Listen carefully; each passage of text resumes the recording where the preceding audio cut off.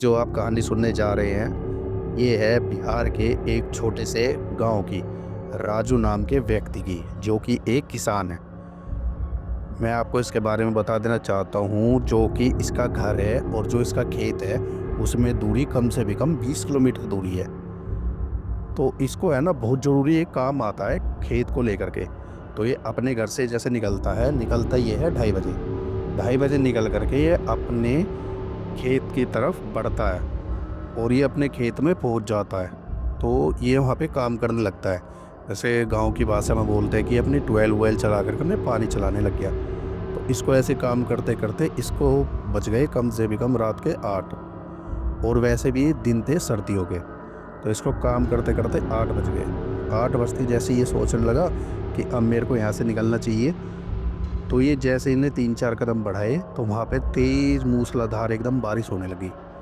तो ये इधर-उधर छुपते की जगह ढूँढने लगा। तो ये जैसे ही चला, आगे चलते-चलते अंधेरा हो रहा था, इसको कुछ पता भी नहीं चला। तो इसको एक झोपड़ी से घर बनाई दिखाई दिया। तो ये उसके अंदर पहुँच गया। ये उसके अंदर पहुँच कर के अपना ऐसे कपड़े-वपड़े झाड़ने लग गया। इसने सोचा कि चलो यार बारिश से बचने का तो एक रास्ता मिल गया। तो जैसे ही ये उस झोपड़ी के पास बैठा, उसका हल्का सा एकदम दरवाज़ा खुला और इसको राजू को पकड़ के एकदम किसी ने ऐसे अंदर खींच लिया। और खींचते के साथ ही ये बहुत तेज़ से चिल्लाया कि कौन है, कौन है? जैसे इसने इधर-उधर गर्दन करके देखी, तो इसको वहाँ पे कोई भी नहीं दिखाई दिया।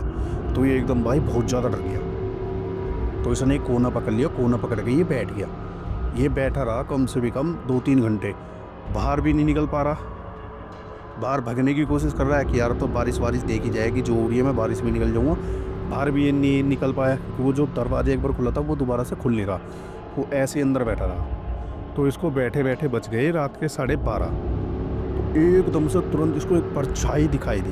उस परछाई में एक ऐसे है ना, जैसे बोलते हैं कि बिना सर, बिना हाथ-पैर का आदमी इसको ऐसे हवा में उड़ता हुआ दिखाई दिया। तो ये उसको देख कर के भाई और बहुत बुरी तरीके से चिल्लाया और उसने अपने दोनों घुटनों के बीच में अपना ऐसा मुँह दे करके चुपचाप बैठ गया और उसने बोला कि अब तो जो होगा देखा जाएगा। तो भाई इसके पास एकदम कुछ ऐसी चीज़ आकर के गिरती है, जैसे कि किसी जानवर का मुँह कटा हुआ। उसको देखता है तो बस उसको देखता ही रहता, ये कुछ नहीं बोलता, ना ये चिल्लाता, ना ये कुछ करता। ऐसा हो गया जैसे ये किसी सदमे में ही पहुँच गया हो। तो ये ऐसे ही बैठ रहा। बैठते-बैठते तो एकदम इसके शरीर में ऐसे-ऐसे घाव होने लगे, मतलब गहरे-गहरे गड्ढे होने लगे इसके घाव में, जैसे कि किसी ने ऐसे इसके शरीर पर ब्लेड मार दिया हो। ये ऐसे ही इसके शरीर बिल्कुल कटने-पिटने लग गया। तो उसको देख कर के बहुत तेज़ रोने लगा और चिल्लाने लगे कि बचाओ, बचाओ, बचाओ। भाई वो खेत इलाका था, वहाँ पे कोई रात को क्या मतलब, कोई नहीं आया इसको बचाने के लिए। तो ये और ज़्यादा इसको वो तड़पाने लगा और ज़्यादा मारने लगा।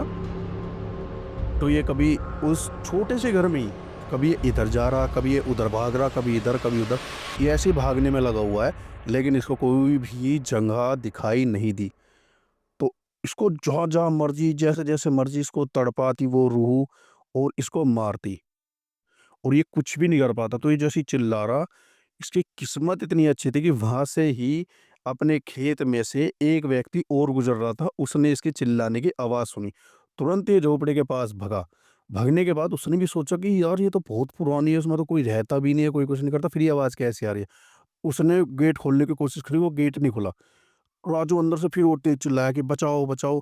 तो उसने उसे गेट में लात मारी, गेट गया खुल। जो साया था, वो भी एकदम गायब हो गया। वो राजू को एकदम खींच-खाच के बाहर लेके आया। बाहर लेकर के आने के बाद क्योंकि बारिश हो रही थी, वो भी भीगा हुआ था, ये भी भीगा हुआ था। जैसे ही वो इसको बाहर खींच कर के लाया, तो इसके शरीर पे घाव देखो, जगह-जगह खून देखा, सब कुछ देखो। वो कहने लगा, "क्या हुआ तुम्हारे साथ? ये कौन कर रहा है तुम्हारे साथ?" लोगों की, "कोई अंदर है भाई साहब, मुझे बचा लो, मुझे बचा लो।" ऐसे चिल्लाने लगे। और ऊपर से जो बारिश पड़ रही थी, इसके घावों पे पड़ रही थी, वो उसको और जलन पैदा कर रही थी, उसको और ये बहुत तेज-तेज चिल्ला रहा था।